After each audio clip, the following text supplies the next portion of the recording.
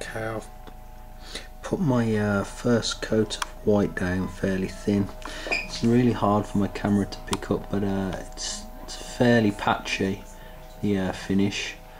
It'll need between 1 or 2 more thin layers of white, and then we can put our decal on the shoulder pad there. So I'm going to carry on doing that off camera. Okay, we're going to work on the base while we're waiting for things to dry up, like the shoulder pads. I'm going to use Beastie Brown to start drying brush over the base coat, which was scorch brown. So never use a good brush for this. This brush has definitely seen its day. Look at that, that is terrible. So I'm going to literally dry brush. This is going to be like teaching grannies to suck eggs, but there is people out there that don't know. So for those that don't know how to do this, I'm going to put a tiny drop of undiluted paint into the palette, which I've just done. Pop some on my brush, and if you can get it on camera, I'm literally just taking all the paint off the brush, and let's get him into view. And I'm just going to be dry brushing that in. That's a bit wet actually. And my theory on this is, if you get a little bit on his boots, don't worry about it. He's walking on a muddy field, he's going to get muddy boots if you like, so try not to worry too much about that. It's not going to affect it at all. And basically what you're doing here is just building up bit by bit, little by little. I'm going to start with the Beastie Brown, then go with Snakebite Leather, then a 50-50 mix of Snakebite Leather and Bone White, so and then just pure Bone White. And if it all looks a little too light at the end, you've got good old GW washes like Devlin Mud to go over it, just to bring it back down again. Okay, right, I'm just going to add some Snakebite Leather to the palette. Now I'm filming this from quite far away actually, and I'm not paying too much attention to it. I'm doing this real quick, nice and easy. See, I'm not being very careful at all there.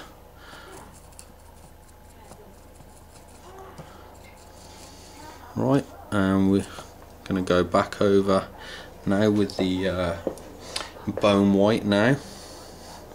I'm chucking that in the palette. I'm not showing you the palette or going into this now because it's just basic. It's a case of just popping it in the palette, drying it all off on a piece of tissue or a cloth, and then just chucking it on the base.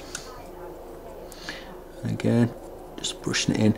Oh, as I go along with the colours, I get more gentle with my brush strokes as the colour gets lighter. And what I'll probably do, because I believe this is getting a bit light, I'm going to make it a tiny bit more lighter, and then I'm going to wash over the whole base with Devlin Mud to bring it all back down. One more lot of highlights, I think. Let's try and get this, see where we are. There we go. And I'm really brushing lightly now.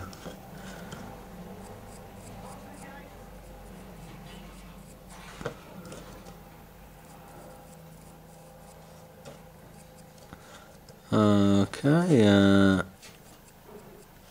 believe that should do it.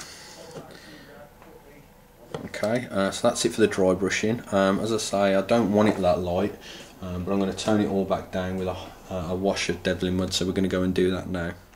Okay, yeah, just washed over the whole miniature with Devlin Mud there, and when that's dried, it's just a case of going around the edge of the miniature, sorry, the base, with a choice of a colour.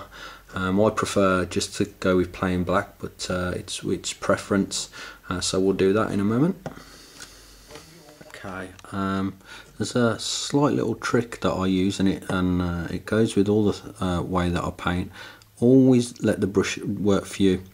I've seen painting tutorials when people hold the brush flat to the base, and you risk ruining the detail on the top of the base that you've just done. So if you hold the side of the brush towards the base, you're not going to touch the actual detail, so you just paint it at the side like that, and you don't run the risk of spoiling the lovely detail that you've just painted in. So I'm just going around there. Again, I'm just using a black colour. All my miniatures are bases are black. I like that look, but whichever works for you, green, brown, grey, and that's that. And that's the base. Okay, I wanted to get this on camera to show you what I meant. I'll try not to block this and move the miniature out of the way, but I've just been scraping away at the edge of the decal just to damage it a little before I put the matte varnish on.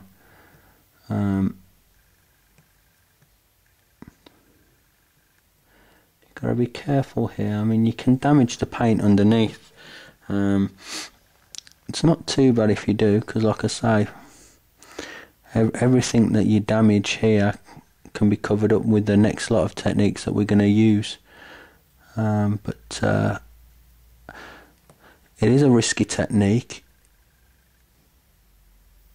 It's a case of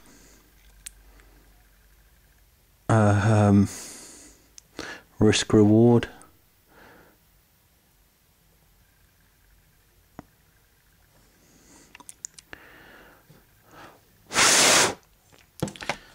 That just needs cleaning up with a bit of water. You might see some little white spots, but I've put a little more damage on it there.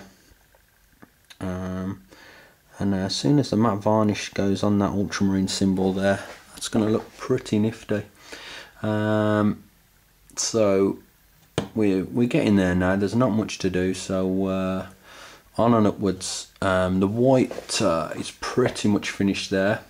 It's not perfect, but as white goes, it's not too bad. There's not many brush marks there, but I've done this quicker than I normally would.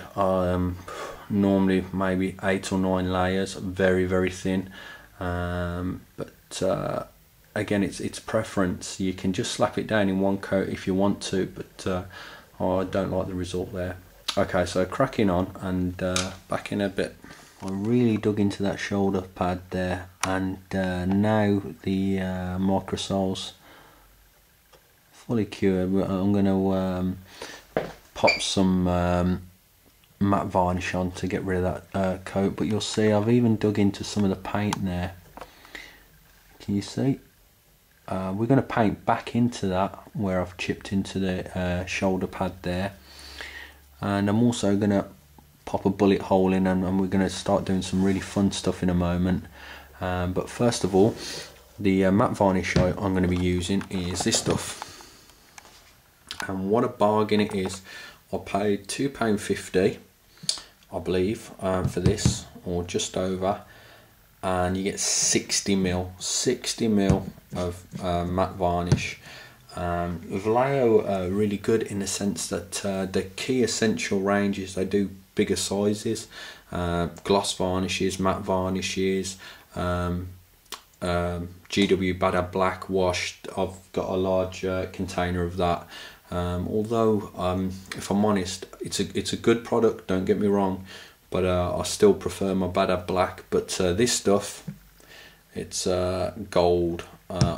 Definitely recommend anyone to get hold of this stuff, even if you don't want to use the fancy microsol and microset, and you just want to use your GW, I think it's called hard coat.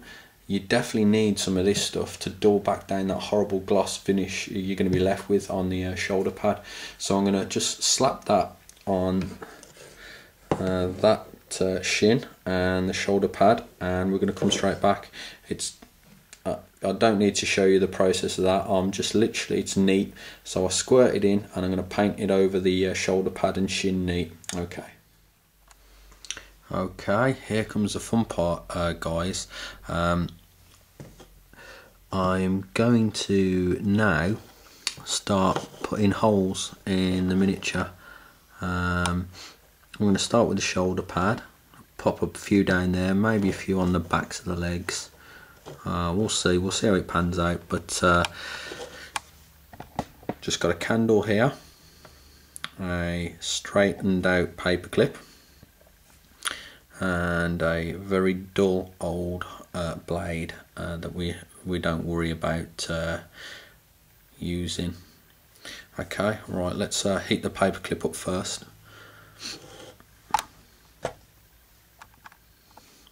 Best to use this end actually. Now I'm going to heat the paper clip until I see it get extremely hot.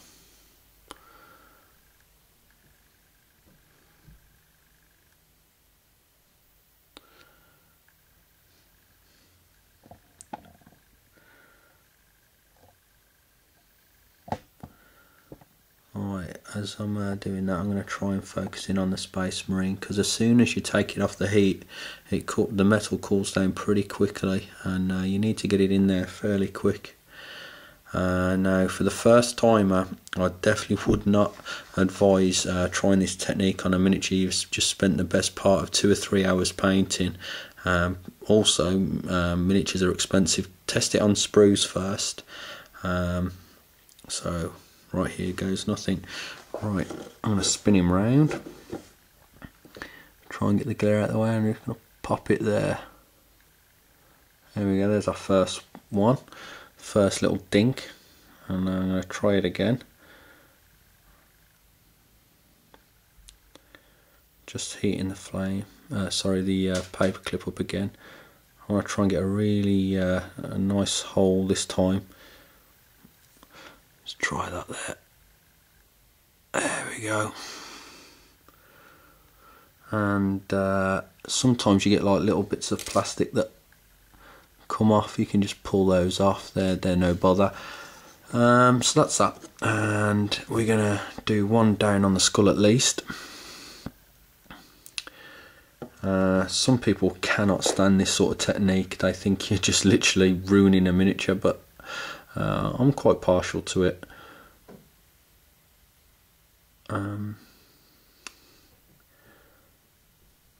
Okay, here we go.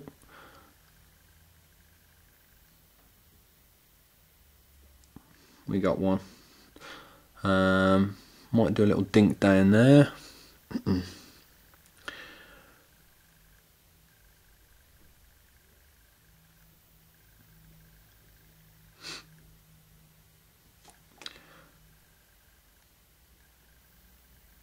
There we go, and maybe one there.